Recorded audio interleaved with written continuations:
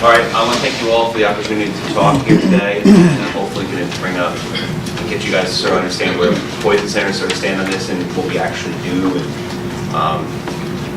So there are currently 55 poison centers that make up the American Association of Poison Control Centers, and this association ties together all of the poison centers in, there's certain requirements for accreditation of the centers, and they sort of serve as a larger administrative body. They maintain the database that we all submit our data to. Our cases are all submitted in real time, which is a huge benefit if you've got a situation where you're trying to rapidly figure out traffic, and you can immediately get reports very quickly with that. We serve all 50 states and DC, and then some other areas as well. We have a national toll-free number, again, that's maintained by the American Association. And the reason why I mention that it's an association of poison centers, which means that every poison center really is an independent, unique entity. They all have a little different staffing mix. Some of them use almost exclusively nurses, others use almost exclusively pharmacists, some use a mix. The database programs on the front end are all, there's 4 different ones. They all end up having the same data going nationally, but they're a little different at that local level. The administrative structures are different, the data collecting tools, that software I mentioned. The funding is always a patchwork of voodoo to make that all work. And then the policies are all somewhat different. Again, staying within the boundaries of what the association has set up that allows you to say you're a poison center. And who collects the national data? Collects the national data? Well, every poison center, and as part of our requirement, will submit a subset of a case. We don't submit every piece of the data of a case. We don't submit, for instance, the case notes, but all of the data fields are. They'll all go to the national, the American Association, where they maintain the server, and then that's then backed up, and that's actually evolved considerably over the last few years, and it's become a relatively resilient system with good search function and surveillance benefit. A lot of the things, but yeah, that's who runs that right now. There's a number of papers that have been written about NPDS and the utility for syndromic surveillance, so we can provide some of that background. Yeah, the NPDS data for surveillance alone has been interesting. It's great for certain things, not so good for other things, but great for a fair number of things, including things like raw call volume and syndromic surveillance that actually does shine. And then you can use it for more specific entities, which I've done some research on, where you really want to know an answer to, what do you do when you've got this type of case? You've got a kid that gets a Wellbutrin, for example, and you want to be able to take your experience and magnify it for 50 centers and do it over 10 years and be able to get a much better data set. And so that's many different, it has a lot of different utility. That's among some of the things the NPDS system does. So you just mentioned that it could be used as a form of syndromic surveillance. Yes, it is. Actually. So there's ongoing evaluation of the data coming in. Yes. And this is at the national level. Yes. Right now, there's at a local level, for example, one can write your own surveillance tools in it, and then it'll sort of feedback and say, hey, you just hit, I've got some definitions ready looking for suspicious cases for radiation and suspicious cases for organic mercury poisoning, which are the type of things that don't necessarily come in with a flag waving that that's what they are, and they've got subtle symptoms and stuff. But on a national level, they're also running definitions as well. These feed over to the CDC, and there's groups, the APCC, that you can do it in 2 ways. You can do it where a combination of symptoms with the case make you curious and want more data, or you can do it based on, you had 14 cases of GI illness in a short period of time. This is abnormal, and we like to kind of drill down with that. So both case-based and symptom-based you can do. So CDC gets a feed of this through a special arrangement with APCC, and our epidemiologists have run programs on the uploads, which I think is like every 19 minutes or every 18 minutes or something like that, and are running algorithms for syndromic surveillance 24/7. Yes. And as far as the data is concerned, and I didn't have too many slides on this, but the Poison Center, the data that we collect involves a lot of discrete data fields that provides you the ability to code specifically nausea, vomiting, diarrhea, fever. You can code specific entities in the data that are not, so you don't have to do text searching and finding. And then you can when you build your algorithms, you can hunt those fields, and it gives you a real step up on being able to do the surveillance, because the data is discretely coded in a lot of different data fields. Just to try to put it in perspective what we do. So poison center staffing, we use specialists in poison information, which are known as spies. They manage exposure calls. And spies are usually nurses or pharmacists. They make up the vast majority of them. There are a few physicians. And in a poison center, a nurse and a pharmacist that are a spy function identically. They do the same job. They both have to pass a test, and they have to take a certain number of phone calls and work a number of hours to become a certified spy or a C-spy. And they have to have the same knowledge base. And it's always interesting because I'm involved in the training of both the nurses and pharmacists and they both come to the table with a completely different set, and they have to get to a specialist. And they both have strengths and they both have weaknesses. And you teach them and you bring them up to become a specialist. All centers have a medical director, and the medical director has to be basically board certified in medical toxicology, which is a sub-board. It can be usually for emergency medicine, and so it's a medical specialty. You need to be licensed in the state where the poison center is located, and over all the medical decisions made by the center are ultimately the responsibility of the medical director. The medical director does designate other medical toxicologists to take call for the center. At the end of the day, it's their job to ensure that everything is done right. We occasionally do manage out-of-state calls by a poison center. What I mean by that is we're not talking about poison centers that are intended to manage. For example, Colorado has a number of different states that manage. North Carolina only manages North Carolina, with the exception of the emergency situations where we'll pick up calls from Tennessee or Georgia or South Carolina if something happens. We generally don't maintain licenses in every single state, and the idea here is that the location of service is the poison center and not necessarily where the caller is, and that's how it's been interpreted for a number of years. So just to go back on that a second, have you run into any problems with state boards of pharmacy or nursing if you're operating under a protocol serving patients outside of the state? We have, under nursing, required our staff to maintain certification in Georgia as well as North Carolina. And the reason for that is because we regularly will pick up staff meetings, and so since it's a regular activity, we felt that it was best if they actually had a certification there as well. But we don't do that for Tennessee and South Carolina and Virginia, which occasionally, when the lights go out or something happens, we get their calls, and vice versa.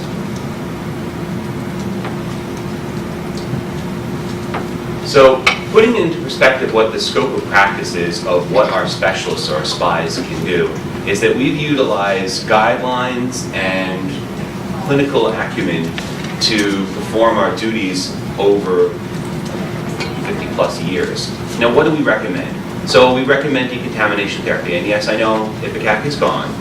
However, it's not forgotten, and this was a therapy that we were recommending that was inducing a clinical response in an individual that, in terms of benefit, I can argue with people later on about that, but the point is we're recommending therapy. They're giving it to patients or someone that they're caring for.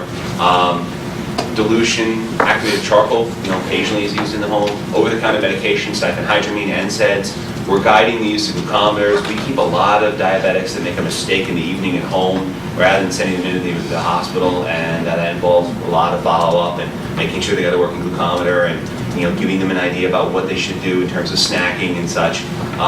And then we will make occasional medication adjustments as well, usually involving skipping doses when they've made a mistake and they've taken a double dose, trying to figure out when they should take their next dose and how many they need to skip. And usually this is done along with their primary physician guidance as well. What this means is that assessing the need for antiviral therapy and the potential for other situations going on, using a guideline parallels the established practice that poison centers do every single day And so this doesn't involve anything new. And an important also part of this as well is that using guidelines is great, but when things don't fit a guideline, you need clinical ability and decision-making to say, something's wrong. This isn't, what you're saying doesn't fit what's here.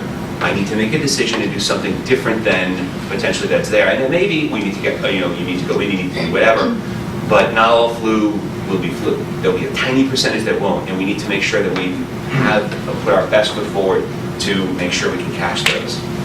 So these slides really recap what we have done and are going to do today. But basically, these collaborative drug therapy agreements are something that potentially, along with the poison centers, we may be able to solve this huge problem. And I'm not going to cover this because someone else is going to do a much better job in a little bit about the experience. And so, but yeah, this, we've got some pre-existing experience with this, and this is potentially one of the best routes out for this problem. So how would poison centers interface with pharmacies using some of these agreements?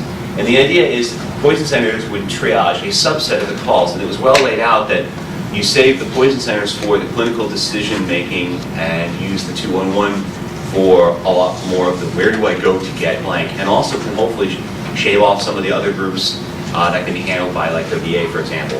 But this then basically opens it up that every single person can get to a poison center. We use the triage skills of our specialists, which are nurses and pharmacists that they've been doing this for years. We generate a medical record. It's in our system, and so this is a well-oiled machine that can handle these cases, capture a vast majority of these individual data points that you want to know.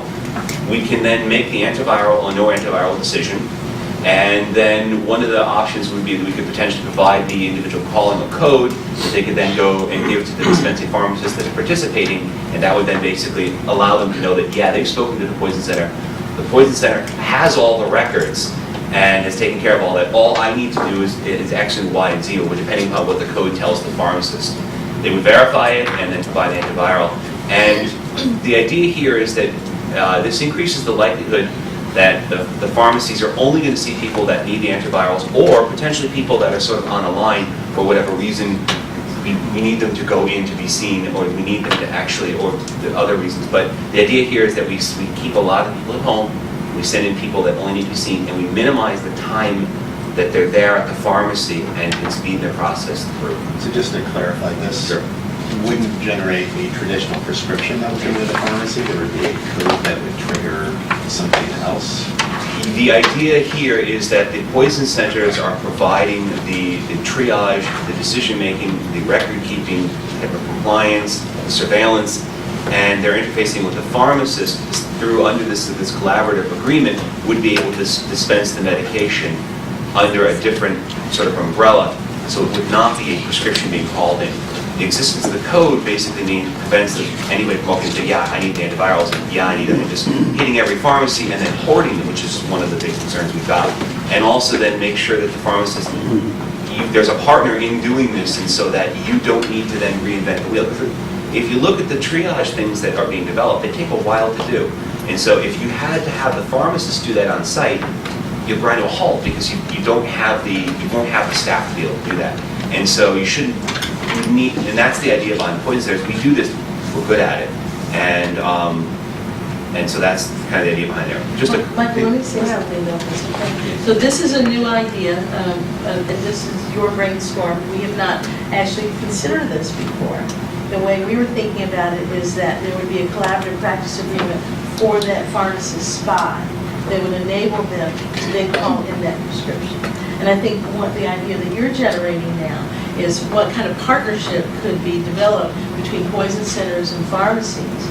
The other question that comes into mind is, wonder if we take the tack like the UK did, which is the concept of a flu buddy. In the UK, if the person was sick, they would send someone in on behalf of them to pick up the medicine. So the sick person themselves is not presenting to the pharmacist.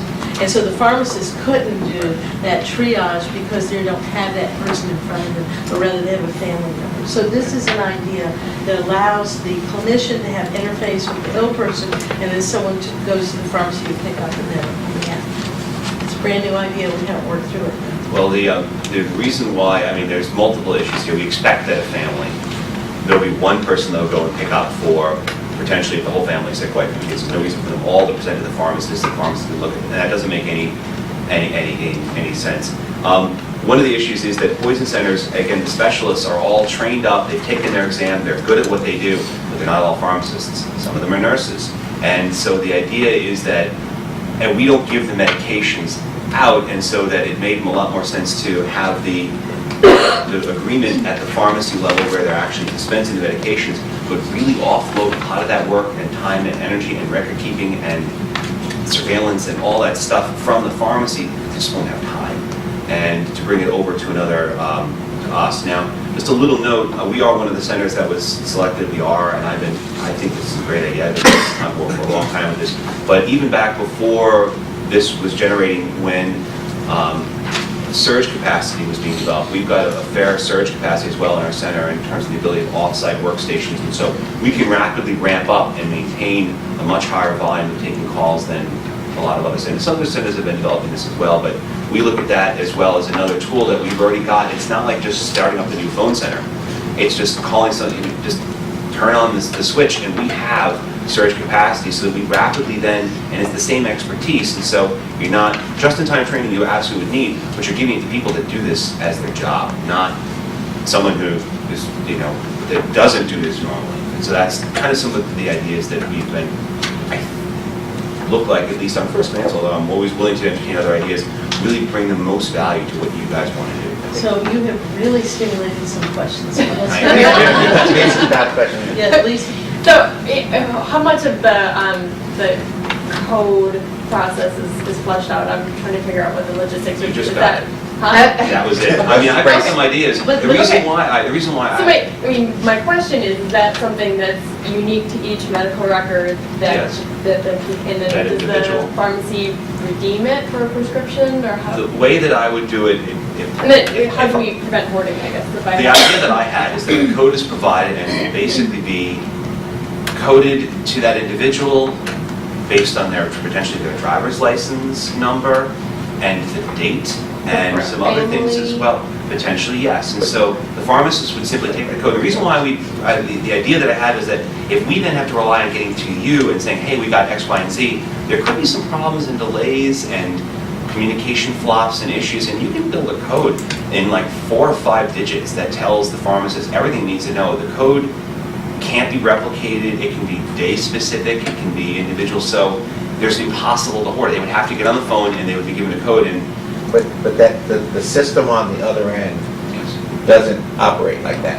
And so if you're looking at ways of streamlining the process, for a couple of reasons. One is we're going to have to be involved with the payer because the government's not paying for the medication. You're going to have to get billed to an entity who's going to require a prescription and being in the pharmacy that documents it in the current system. So what we don't want to see is developing a whole new system on the dispensing end to take care of these patients. The other thing is, the beauty of this system is allowing the patient to go to get the medication where they want to get it. That's one of the access points of these programs.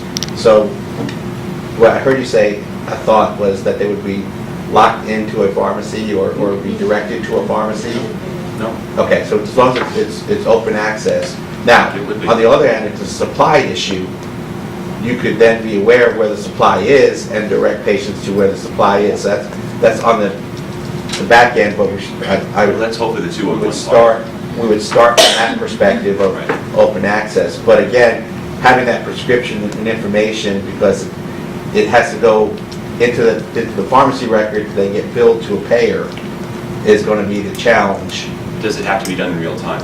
That's my question in terms of the. It can be. Electronic prescribing is I Right. mean, how many pharmacies are accepting that today? Well, I guess where I'm going is that in a pandemic situation where you're looking to push out, tens of thousands of units of medication very quickly, and if you've got the paperwork of, like, we know we gave out these things, we know who they were, you could generate later, and that's, I mean, unless it has to be done in real time. But I think part of the problem is that we're talking two different things here. Prescriptions, collaborative agreement, and trying to interface the two. let me make a comment. some of the ideas that I'm hearing is that the SPY actually has the collaborative practice agreement. And so then they can call in a prescription to a pharmacy and the transaction is as normal. Or e-prescribe it, Or e-prescribe. which makes it more seamless. Yes, yeah. the word call was communicate, means Yeah. communicate. So e-prescribing or faxing or something. That's one way of doing it. Another way that you're suggesting is some sort of communication between the SPY and the pharmacy so that some level of triage of the patient is happening to sort of reduce the load at the pharmacy level. And I don't know if there's, an entity or a mechanism to transfer. In other words, a CPA may require the pharmacist to do a face-to-face consultation with the person. I'm not sure if that is actually a legal requirement of the CPA. Well, again, it would have to be face-to-face in person. In an emergency situation, things are going to be different. In states that require counseling, again, you'd have to go past the state regulation to allow that to happen. And Becky and my other colleagues chime in here. I think that in the states where we require that counseling, that would be something they'll have to address in these situations. But you could give that to the caregiver or the patient. What's an interesting concept of what you had, Michael, follows what the UK did, okay? The UK passed out a lot of antivirals for containment through 2009, but they have a system. Everybody is in the database. They know who you are. They know who your GP is and where your local pharmacy is. They did give a code, and that pharmacy could click into that same system and confirm that code. And we're kind of fragmented and not really there yet. But the idea that you put forth, and I think there are some other questions as well, has to do with the communication between the triage agent and the pharmacist. So, Jennifer?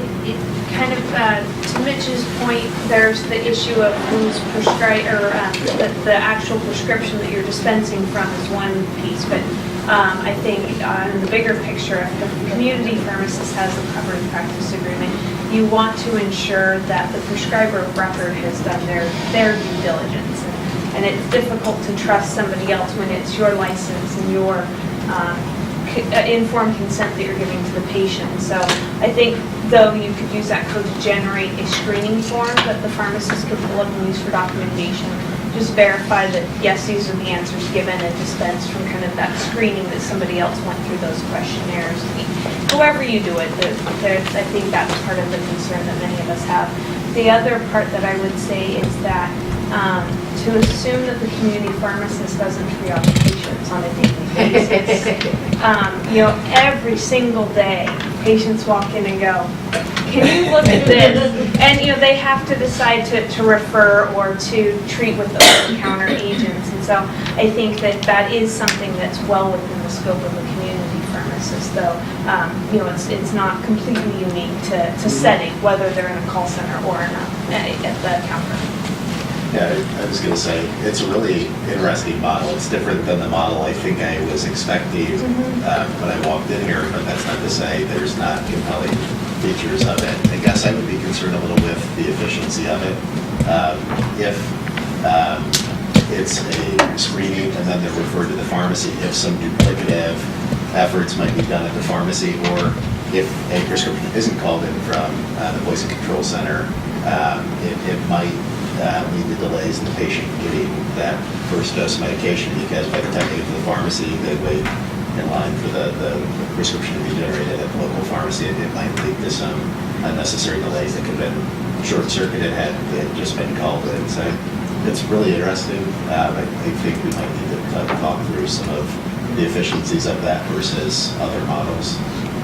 The question, realize though that the poison centers are not all using pharmacists. I have 2 pharmacists, I think about 15 nurses. And so my question that I have is that why couldn't the pharmacy at the location where the person is going call their own prescription in? I know it sounds kind of weird, but if you're giving a pharmacist the ability to dispense without the prescription. Depends on who has a collaborative practice agreement. If it's pharmacist or nurse at the call center, and they have the ability to send a prescription to the pharmacy and the pharmacy fills a prescription like normal.